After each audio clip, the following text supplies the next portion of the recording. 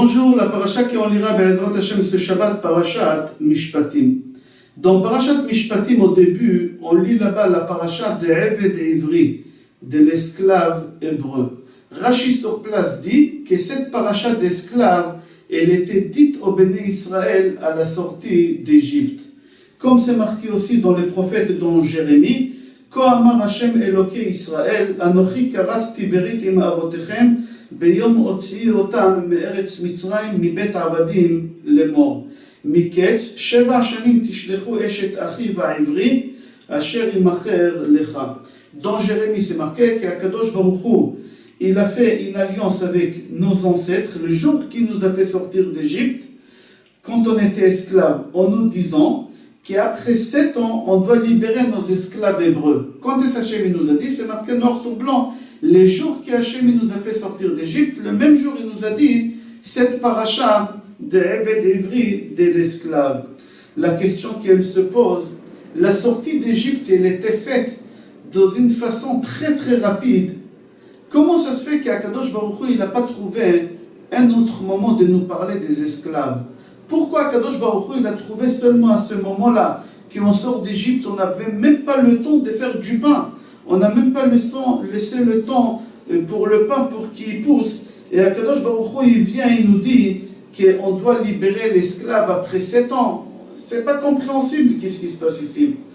Au moment qu'on reçoit la Torah, plus tard, dans quelques mois, laisse-nous d'abord sortir, laisse-nous respirer un peu.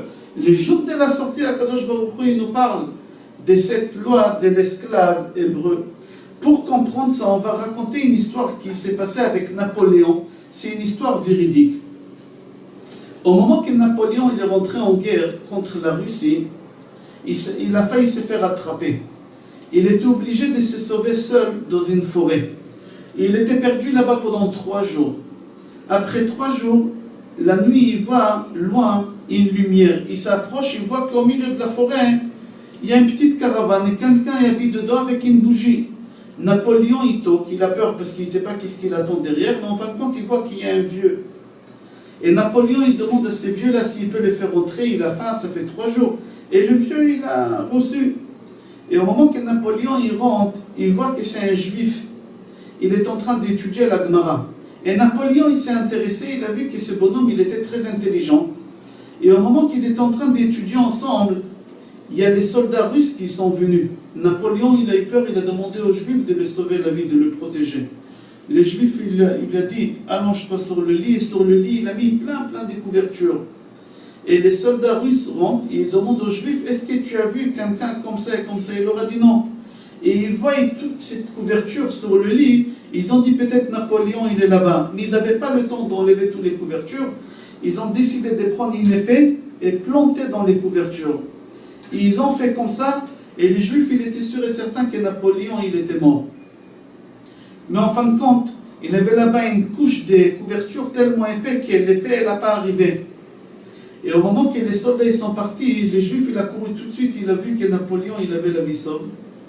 Et Napoléon, en partant, il est resté 2 jours là-bas. Après 2 jours, il lui a dit, un jour, si tu as besoin de moi, je serai là pour eux. En fin de compte, ils ont gagné la guerre. Et quelques années après, ces Juifs-là, ils avaient besoin d'un service pour la communauté, même pas pour lui. Et il a décidé d'aller voir Napoléon. Au moment qu'il est arrivé chez Napoléon, Napoléon il lui a dit, tu es venu me demander quelque chose? Il lui a dit 2 choses.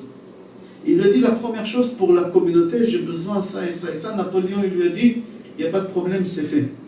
La deuxième chose, il lui a dit, j'aimerais savoir, qu'est-ce que tu as senti au moment qu'ils ont planté l'épée dans la couverture? Napoléon, il entend ça, il se met en rage.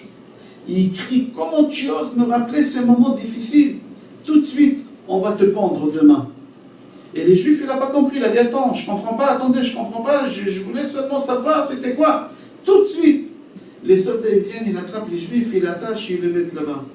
Le lendemain matin, ils ont fait sortir ces Juifs pour le pendre, et ils l'ont mis la corde autour du cou. Et au moment qu'ils ont tiré la chaise pour qu'il meure, il y a Napoléon qui vient et qui le prend. Et il lui dit, dis-moi, qu'est-ce que tu as senti à ce moment-là, que tu avais la corde autour du cou? Il lui dit, je ne peux pas te raconter, je ne peux pas t'expliquer. Il a dit, c'est ça, qu'est-ce que j'ai senti? Tu m'as posé la question, qu'est-ce que j'ai senti au moment qu'ils ont planté? C'est ça, qu'est-ce que j'ai senti. On ne peut pas expliquer les sentiments si on ne vit pas les sentiments. Alors je voulais que tu vis les sentiments pour que tu vis cette chose, pour que tu sens qu'est-ce que j'ai senti. C'est exactement ce qu'Akadosh Baruch Hu il a fait avec les bénis Israël. Akadosh Baruch Hu il a dit aux bénis Israël au moment qu'ils ont sorti d'Égypte, tant qu'ils étaient encore esclaves, il leur a dit le jour que vous allez avoir un esclave, quand vous êtes maintenant esclave, que vous savez c'est quoi un esclave, la 7e année il faut les libérer. Pour qu'ils comprennent c'est quoi esclave, ils étaient esclaves, Akadosh Baruch Hu il a voulu profiter, tant qu'ils étaient là-bas, c'est la meilleure façon de comprendre. On raconte aussi une histoire, je crois, avec Rosh Yeshivat Ponovitch, Rav Kahana Zatzal, qu'un jour il est parti demander de l'argent à un riche.